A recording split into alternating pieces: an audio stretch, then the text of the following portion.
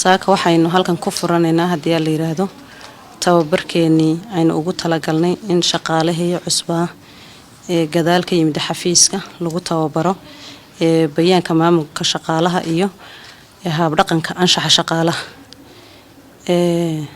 si ay faham buuxa ama faham ballaaran uga qaataan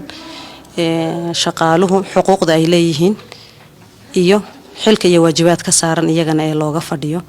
taas waxay keenaysaa in uu qof wal oo shaqaalaha kamid ah uu garto shaqaale ahaan xaqa uu isagu leeyahay iyo shaqaale ahaan waajibaadka isaga saaran si uu shaqooyinkiisa uga midho dhaliyo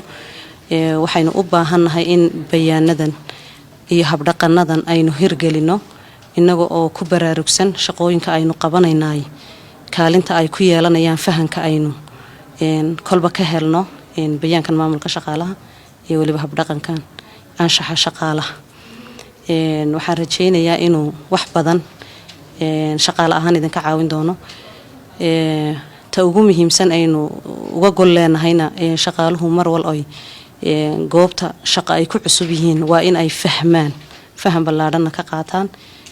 bayaanada si ay u ogaadaan xuquuqaha ay leeyihiin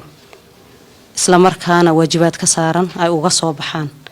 waxaan rajaynayaa tababarkan muddada uu idiin socdo inaad wax badan aad ka faa'iidi doontaan haddii la yiraahdo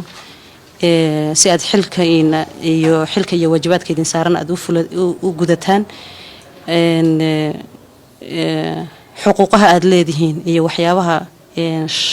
shaqaale ahaan aad mudan tihiinna aad u fahantaan waayo qofku marka uu fahmo xuquuqda uu leeyahay